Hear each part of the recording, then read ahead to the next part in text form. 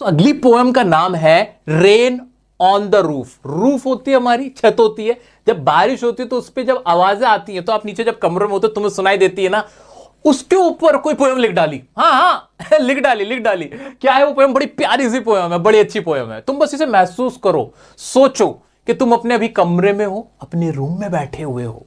In fact बैठे हुए नहीं हो, लेटे हुए हो, आराम से लेटे हुए हो, और तुम्हें टप टप की बारिश की आवाज आ रही। कैसा महसूस कर रहे हो? कुछ याद आ रहा है? हाँ, कुछ यादें दिमाग में आ रही हैं, कुछ सोच तुम्हारे मन में आ रही है ना? वही सोच जो राइटर है, जो पोइट है, उसने अपनी यहां इस पोएम में लिखी है। क्या है इसके अंदर? The poet's reactions to the sound of rain drops falling on the roof.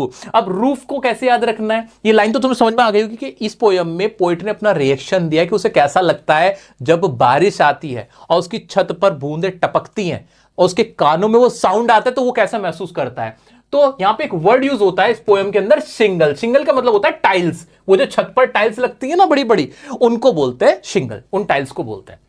Rain drops at night are like tears shed by night, या जो आसमान है, जो अंधेरी रात है, उसके आंसुओं की तरह लगती है बारिश। किसको? पोइट को।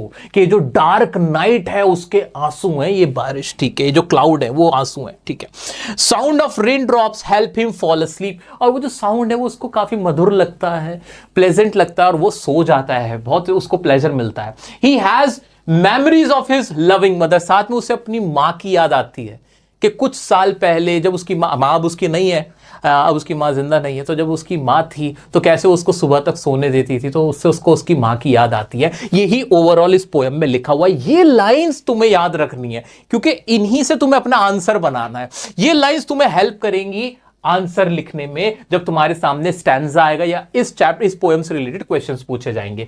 क्लियर है? आगे बढ़ जाए? हाँ जी, आगे बढ़ जाते हैं दोस्तों। ये रही आपकी poem rain on the roof. When the humid shadows hover, थोड़ा सा नीचे कर देता हूं इसको मैं ताकि आपको अच्छे से दिख जाए। हाँ जी। When the humid shadows hover, जब काले बादल आसमान पे छाते हैं, over on the starry spheres, starry spheres जो स्टार्स हैं स्काई के अंदर, उनके बारे में बात हुई है, तो दोबारा लिख भी दूं क्या? हाँ, stars in the sky. Hover करना, मंडराना, किसी के आसमान के ऊपर, ऐसे आसमान पे काले बादल मंडराते हैं ना हमारे सर के ऊपर, वो तो कोई चीज मंडराती है उसे होवर बोलते हैं। स्फीयर पे क्या है? स्टारी स्फीयर्स, यानी stars in the sky, in the sky, ठीक है।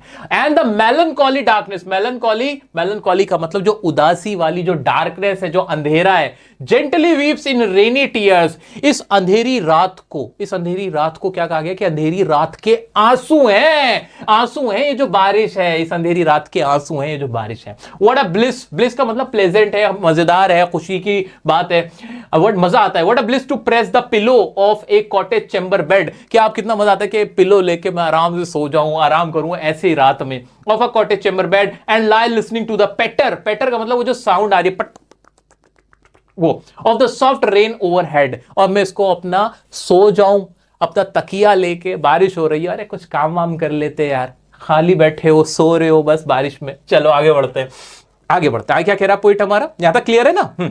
Every tinkle on the shingles, shingles का मतलब भी मैंने बताया, किसको बोल रहे हैं? टाइल को। ये जो छोटी छोटी टिकल हो रही है, ये जो आवाज आ रही है, टिंकल हो रही है, उसकी आवाज क्या करिए? Has an echo in the heart, वो दिल में ना एकदम एक आवाज बना रही है, एक गूंज आ रही है। And a thousand dreamy fancies into busy being start, और क्या है?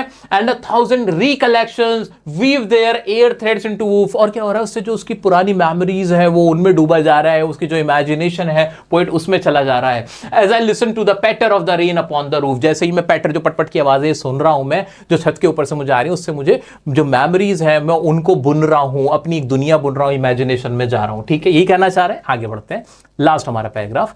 Now in memory comes my mother, और उसी में ना उसको अपनी मां की याद आती है। अब उसकी मदर इस दुनिया में नहीं है।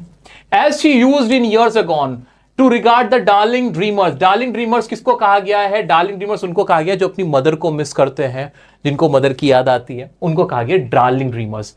She left them till the down, और वो क्या करती थी? उसकी मदर उसको सुबह तक सोने देती थी। As I list to this, उन्हें देखती थी सुबह तक अपने बच्चे को सोते हुए। as I listen to this refrain which is played upon the shingle by the patter of the rain। और उस सब में जो पोइट है अपनी मदर को मिस कर रहा है, वो उस प्लेजर को मिस कर रहा है जो उसकी माँ उसके पास होती थी, वो आराम करता था, सुकून से सोता था, उसकी मदर उसको उसके पास होती थी जब वो सुबह सो के उठता था। So he is literally missing his mother इन सब के बीच में। तो ये जो रेन ऑन द रूफ है, वो जो पोइट है उसको मेमोराइज कराती है कुछ पुरानी यादों की, पुरानी चीज़ों को मिस करता है अपनी, जिसमें वो अपनी मदर को भी मिस करता है, उसे मज़ा भी आता है। So this is all about mixed feelings of the poet, जहाँ पे उसको अच्छा भी लगता है बट साथ ही साथ उसको उसकी मदर की याद आती है, हु इज नो मोर, जो कि अब इस दुनिया में नहीं है। ये तो पूरी पोएम थी। मुझे उम्मीद है पोएम तो क्लियर हो गई होगी। आओ इसके क्वेश्चंस देखते हैं। दोस्तों क्वेश्चन है कि what does the poet like to do when it rains. जब रेन होती है तो पोइट क्या करता है? पोइट अपनी चैम्बर में जाना पसंद करता है, जो कॉटेज चैम्बर है वहां जाना पसंद करता है, विद अ पिलो जाके पिलो ले लेता है, and he enjoys and take rest, और वहां पे एंजॉय करता है, रेस्ट करता है, अपनी रिकलेक्ट करता है मेमोरीज, उसको जो मेमोरीज है उसकी पास्ट मेमोरीज है उनको याद करता है। ये सब तो करता है, ठीक है।